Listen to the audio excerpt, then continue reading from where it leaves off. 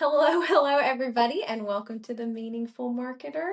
This is where we have chats about marketing, all of the things like that that go along with business, but we put a meaningful spin on them. How can we make these more meaningful? How can we make this, make an impact and things like that? Like that is what we really want because we know not all businesses are in it to get rich quick and to try and, build a business just to build a business. Yes, there's reasons you want to build a business. You want freedom of your time and your finances and you don't want somebody to tell you when you can go eat a sandwich for lunch and or go to the bathroom, but there's so much more to it than that. And there's a lot of businesses out there that really want to make a difference in how they're doing their marketing and everything like that. And so we want to help you from our experience learn how you can make your marketing more meaningful, make it feel less ick, Yep. and make a real impact through connection in your community. So that is what we're here to do. And today we just want to talk a little bit about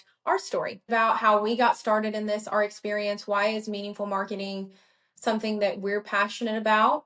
What even is meaningful marketing and how can you use it? Why should you be using it? So we're just going to dive right into telling you a little bit about our own stories. And so those of you who don't know, we have been friends for a long time now. We keep saying 5 years because that's when we started the business, but I guess it's like 6 years, 6 or 7. Oh my What was gosh, that? I feel like I should know the answer to that. I feel like I've known you for a decade, brother. I know. I feel like it's 7 years, but we've known each other a long time because we used to work at a company together. Y'all will learn here we keep it real and raw. And today is going to be an extra real and raw episode. You're probably going to see us making adjustments.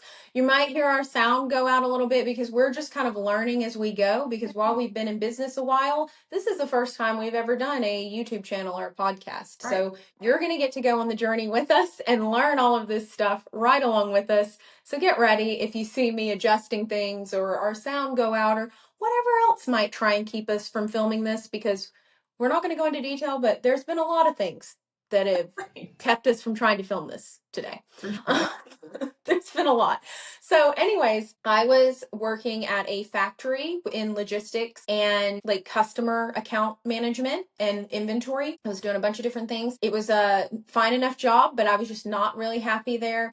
And the company that Grace was working for, they needed someone to take pictures. So I would go to work all day and then I would come after work and I would take pictures until 8 or 9 o'clock at night, usually. And then I would go home, go to bed, get up, do it the next day.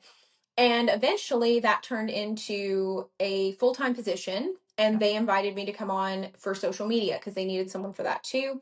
And the owner was like, I think this could be something you could be good at. Never had done social media before, really, in my life.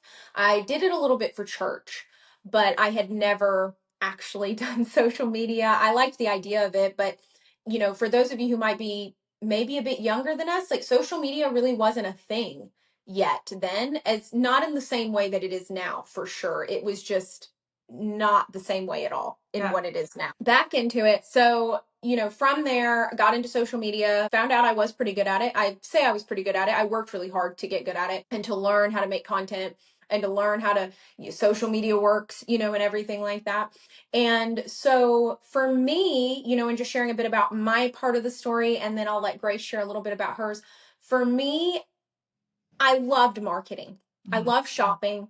I have had a bit of a shopping problem, you could say, in the past. Um, for those of you who know me well, know I love a good shop. And so I loved marketing because I felt like all of these things where I loved shopping and I loved the community of shopping, like getting something and then being able to connect with people over it or introduce a friend to something that you love and or a friend introduced you to something. I don't know, I really liked it. And I'm not gonna lie, sure, I loved the dopamine hit that comes when you buy something new as well, because yeah, like everybody loves that, right? Anyway, I really felt like, to be honest, when I started in marketing, I was like, oh my gosh, all of these things that I've done for years in shopping, I'm finally putting to use because I Right. know how people shop. I shop, a Right. lot. So I felt like I really found my thing. And then as I got more into the world of marketing and I learned, I guess I got exposed to, it became a lot about money. It became a lot about pushing sales. which is important for a business. I don't want to downgrade that. But I started feeling, I'd say probably 2 or 3 years ago in my marketing journey. Before that, marketing felt like connection. It felt like making connections with people. It felt like serving your community really well to me. And I went through a period where, because of the surroundings I was in, marketing started to feel very ick. Yeah. And I really just lost all my joy in it because it became all about money. It became all about, making the sale at whatever cost. And I really questioned. I was like, I don't know that this is the field for me, because this isn't me. This isn't like the things that I want to do. Like, this isn't what I want to do with my time. I don't want to go try and trick people into buying things, Sure. whether it's for them or not for them or whatever it might be. That's just not me. And so I really questioned if marketing was for me and if I was in the right path. And to be honest, some days I still question that, because you're pressured so much with this constant, like, this is how I made this much money. You need to do this if you want to make this much money. It's so much noise. And I miss sometimes those days of, I would say, probably naivety. Is that how you pronounce it? Naivety?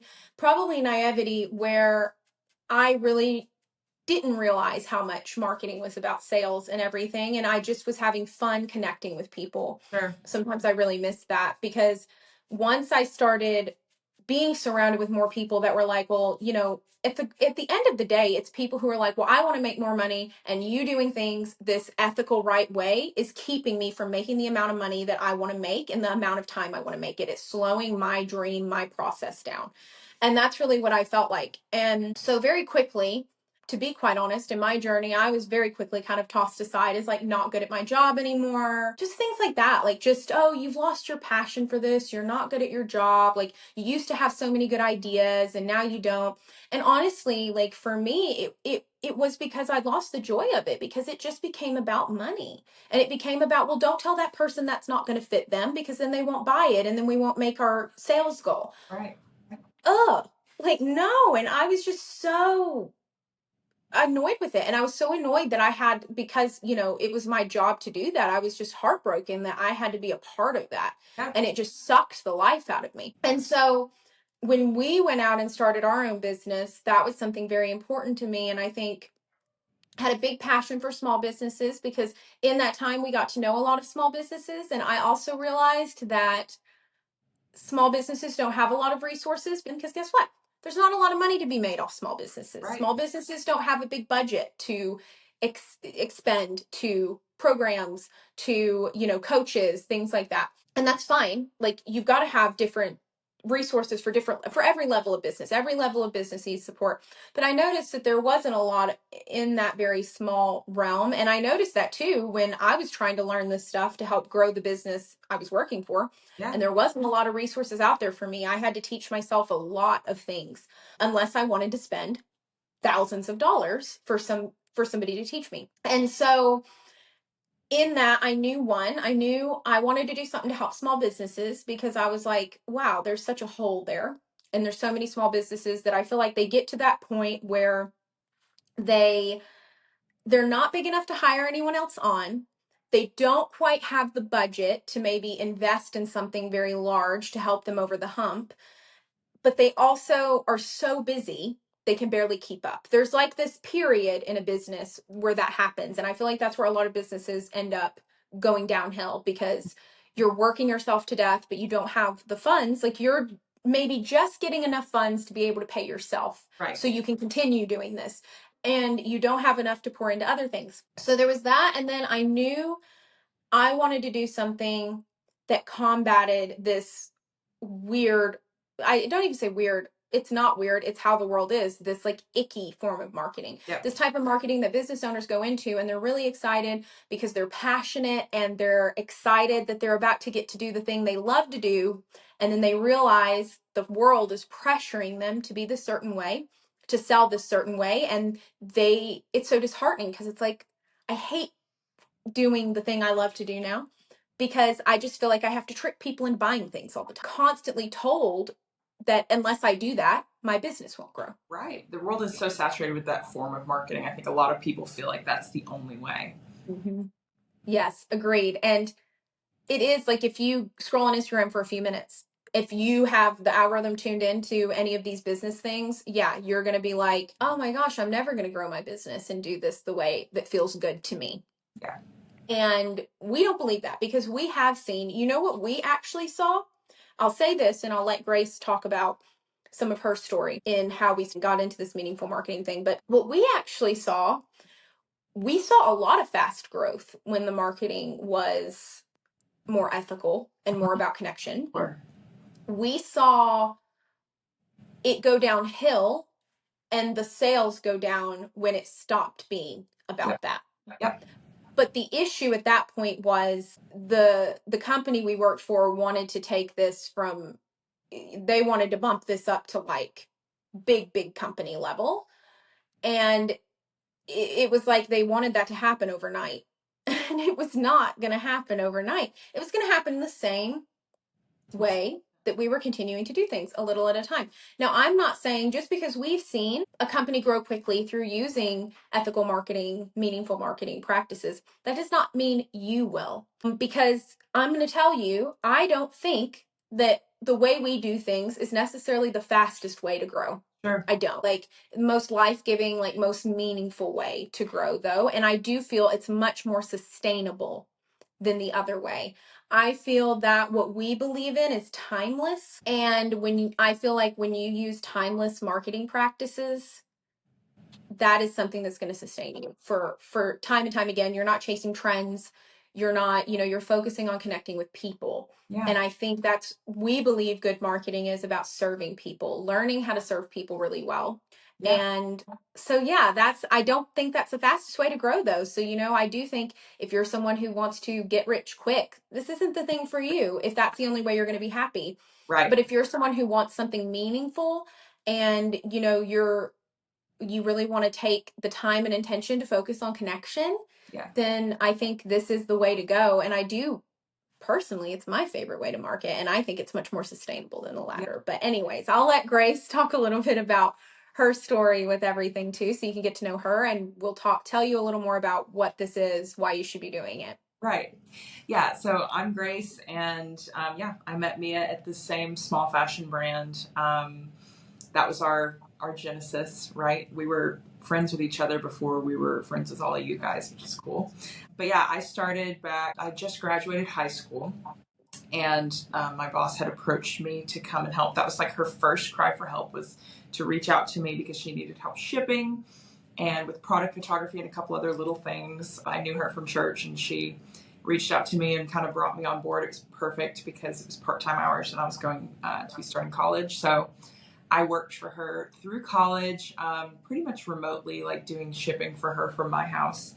And so I didn't know Mia yet at that point until I graduated college and she offered me a full-time position. And that was a big crossroads for me because I went to college for graphic design because that's first and foremost what I love. And I assumed that once I graduated, I would go and get a job at a firm somewhere and kind of be a cog in a machine, more or less. Like, I feel like that's what we were taught to believe was like the reasonable path after graduation, right?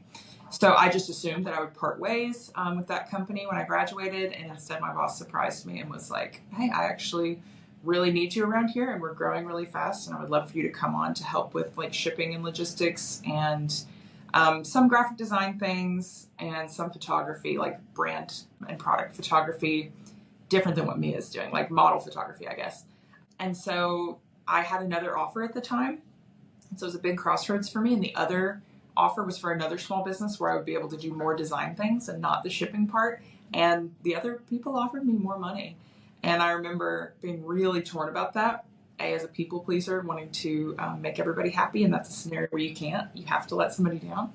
And I remember choosing to stick with what I knew and stick with the company I'd worked for through college. And I was like, I think that this is going places. And I really believe in the mission behind this brand and everything. Which again, in the beginning, the mission really was to change lives and help people. It was a really like honorable kind of why behind the business, and I really believed in that. So anyway, that's the path that I took, and now I know that that was meant to be because that's where I met Mia, and none of this would exist without that, right? So I came on in a shipping capacity, and I guess I was her first maybe full-time hire, but then shortly thereafter, Mia gets integrated. We had another team member get integrated. So it grew really quickly from just, our boss to then she had a team of 3 for a couple years. And then it grew and grew. And by the time we left there after about 6 years, the team was probably close to 20 people. So we watched this thing grow from an Etsy shop to, $1 million company. And we played a big role in building it to that level.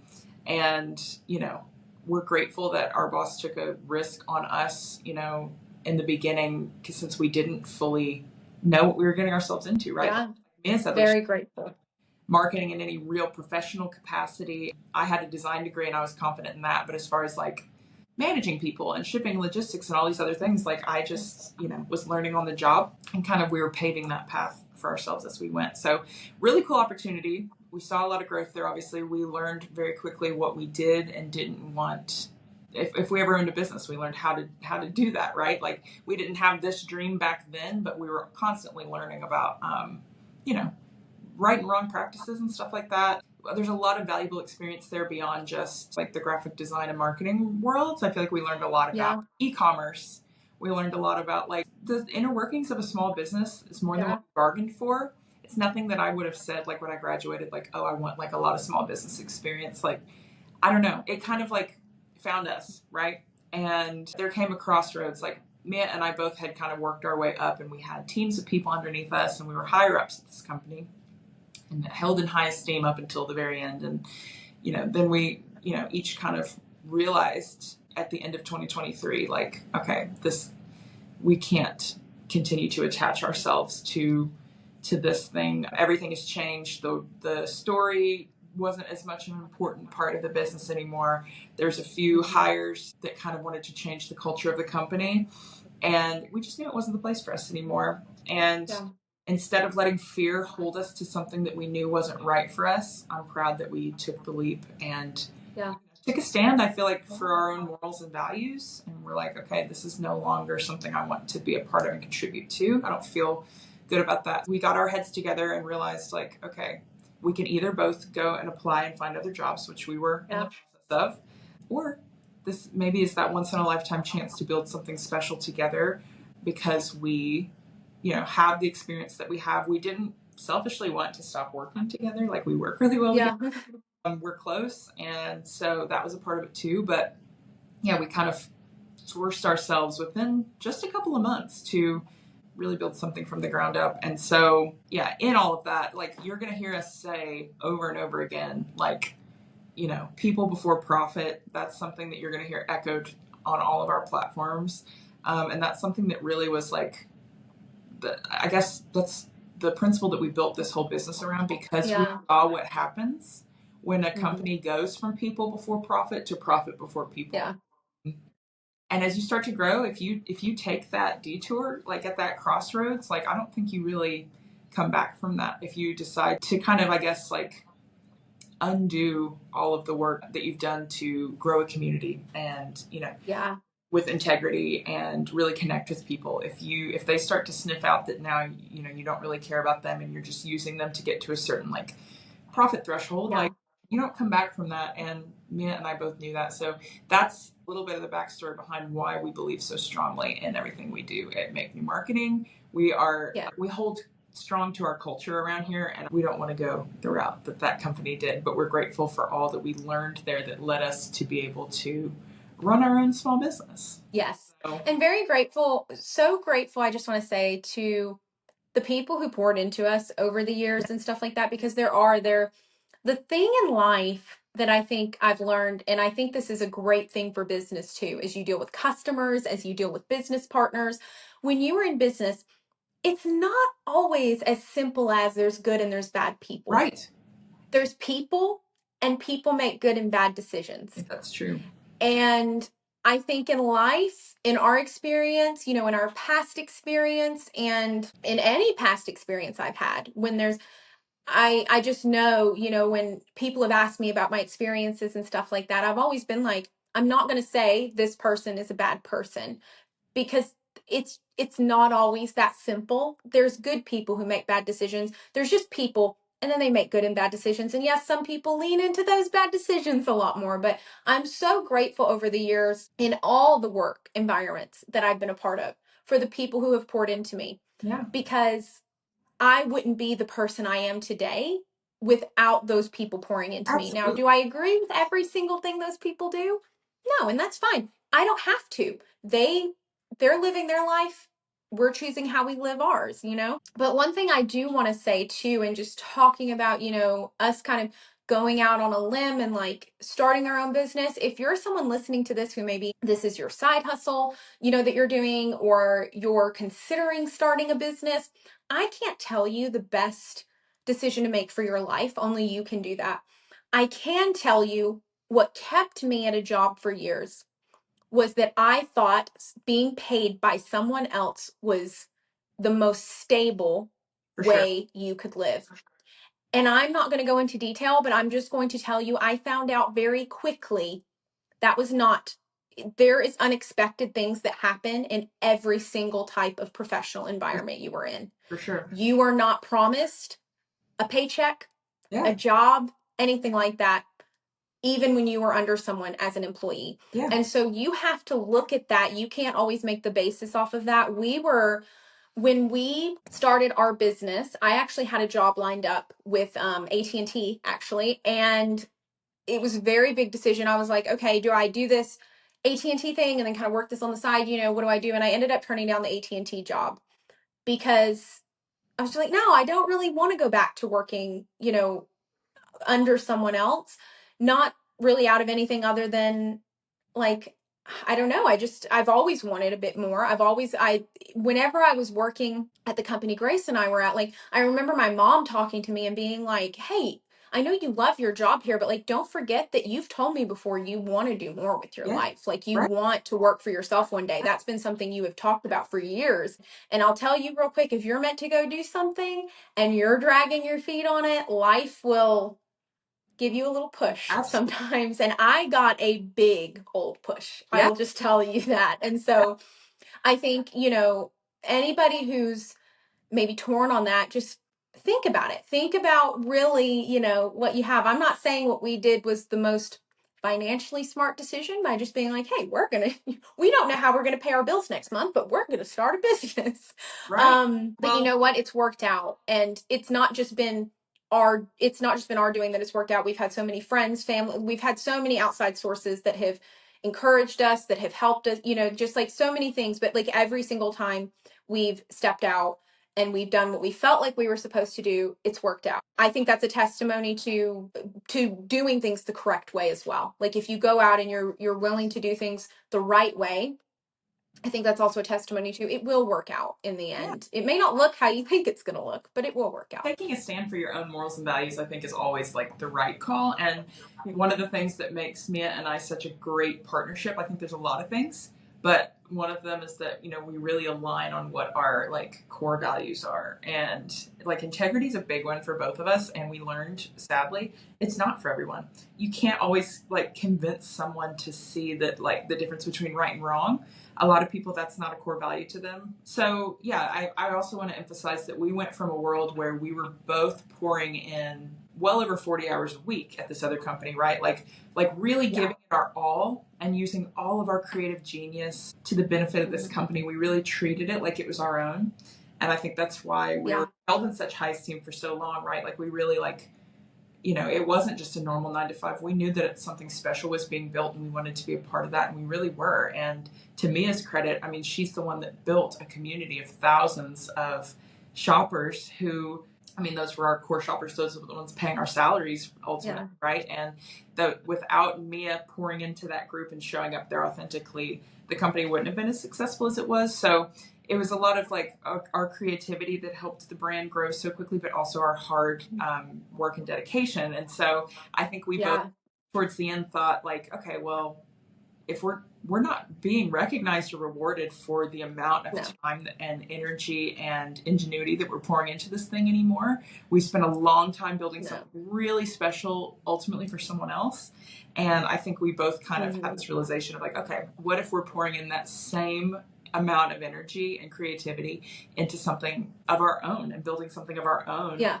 and we're getting to see that in real time. And we thought we knew what it would be like to run a small business because we felt like we were running No. a small business, but it's completely different when it's your own thing, and it's I mean triple as rewarding. Yes. And also, as I think, people who have worked high up in a business and thought like, oh, we know all the things that go on with the small business, like you don't realize when you take on a small business. And I just want to say to anyone out there who started a small business, you are an absolute badass, because like the emotional journey you go on Yeah, to have a business is wild. yeah, It is unlike anything. And I've been on some emotional roller coasters in my life from the time I was a kid until now.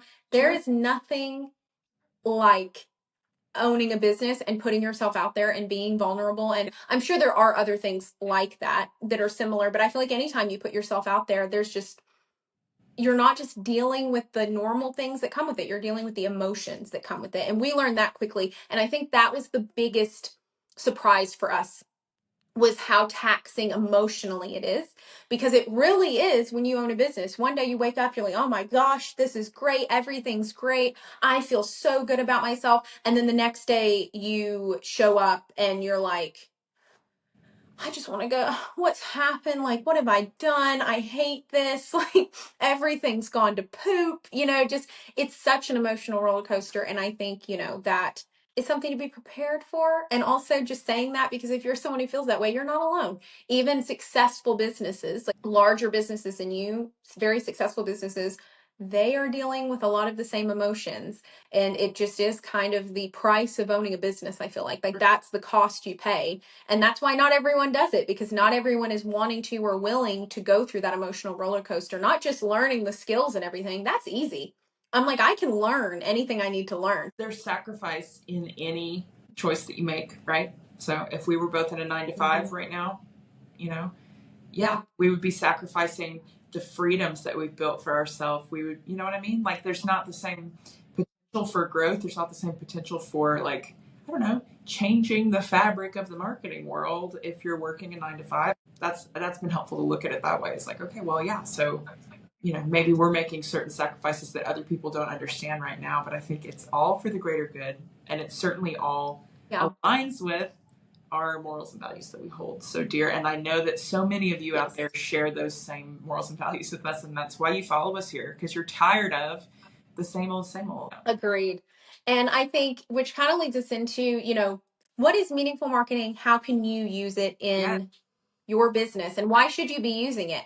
And we hope, one, that us starting this channel, this show, and the resources that we're putting out there that we're making accessible to small businesses, we really hope that those can help you sure. in incorporating this into your business Yeah, and what you're doing and everything like that. Overall, meaningful marketing, and we've already really done a lot of talking about what it is, but it just is putting people at the center. I think at the end of the day, it's bringing marketing back to service rather than just sales. And sales are a byproduct of you serving people really well, and you finding your people and just knowing how to connect and serve them.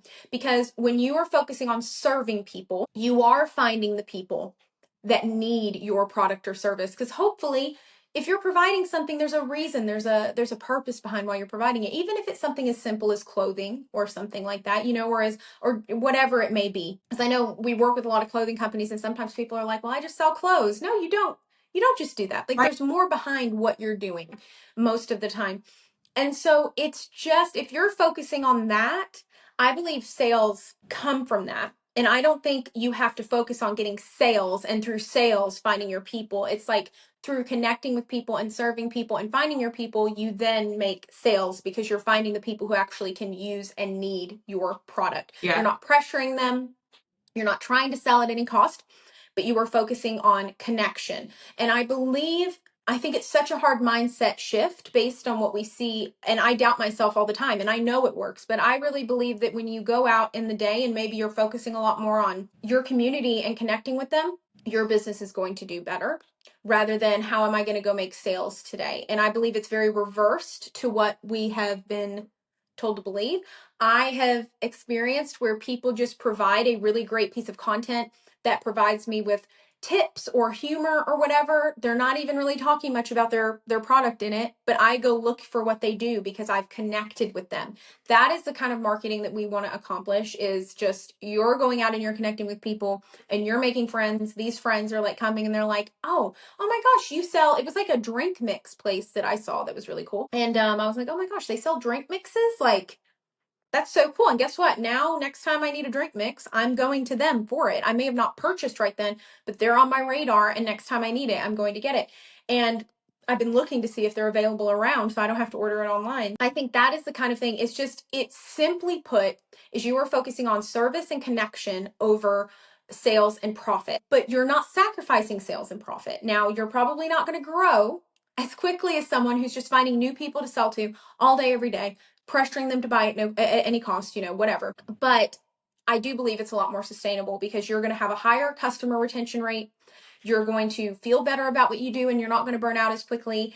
And it's just going to be better all the way around. Yeah. Like, people are going to be a lot more drawn to your company because they're not feeling this constant like pressure. That doesn't mean you don't talk about your product. I want to say that.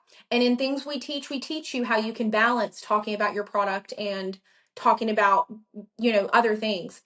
And that's how our whole like social media system is set up, that we're releasing a class on, and everything is to teach you how to balance those things with these like cornerstones that you cover each week in your content. And so, yeah, it's not that you're not talking about it. It's Right. just your main focus is connection and service rather than sales. And so that really is what meaningful marketing is all about. And we believe that if we can teach people this way of marketing, along with other people out there, we're not the only ones. There's other people out there who believe in this.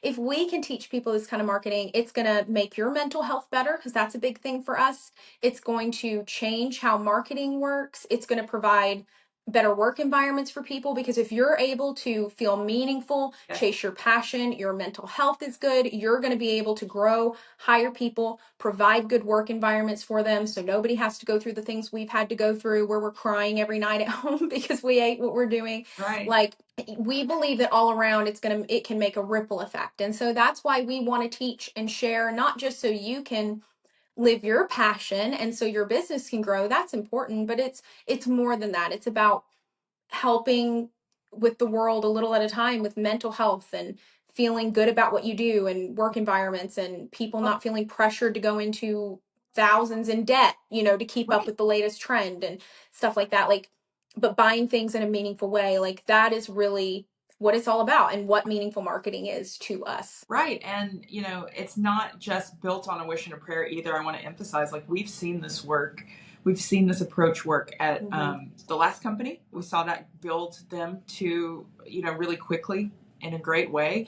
We've seen that work for our own business, and we've seen it work now for multiple clients who, will tell you, like, this approach really, it works. There's analytics to back it up. And so if you desire to take the road less traveled and build something meaningful, then 100% these, this advice, these tips, everything that you glean from our Instagram and from working with us, will definitely be up your alley. We're just trying to be one of those voices out there bringing more awareness to it, because it really is like, it's a road of integrity, and you can build, sales are important. We don't tell you to be salesier, but if you follow this advice, like, you're going to organically grow your brand with integrity. And I don't know what could be better than that. Yeah, totally agree. And, one thing you can do today that you can just start a little bit is, one, subscribe here so you can listen to what we're talking about each week. Like, get in on the chats and the resources that we offer and everything. But also, you can just start thinking about your marketing. Some of the things that we talked about today, start reframing them. Start reframing it to be more about service and less about sales. Absolutely. Don't, yes, talk about your product, yes, all of that, but just start with that simple mindset shift and just doing that focusing on connecting with your community, building your community, and serving your people really well, that is how today you can even just start incorporating it. Yeah. And then stay tuned, because like we said, we're going to be releasing these pretty much every week. And we are going to also have other resources. We have a Meaningful Marketer membership that is about to open back up, that is going to be an affordable way you can get real, tangible tools to put what we're talking about into practice. We have a social media class that's going to help you make your strategy simple and more meaningful for you and your people. We work one-on-one on a limited basis.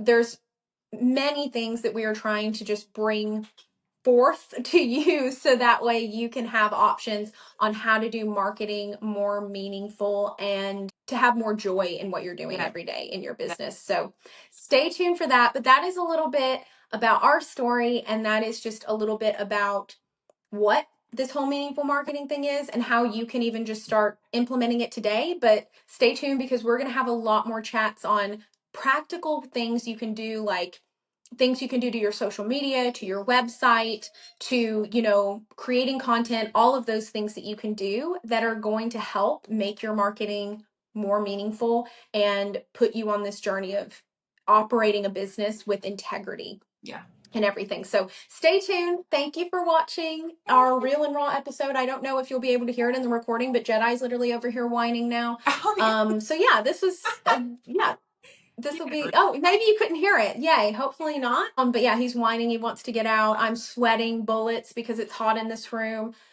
So yeah, hopefully you all enjoyed our episode, and we'll talk to you next week. So stay tuned.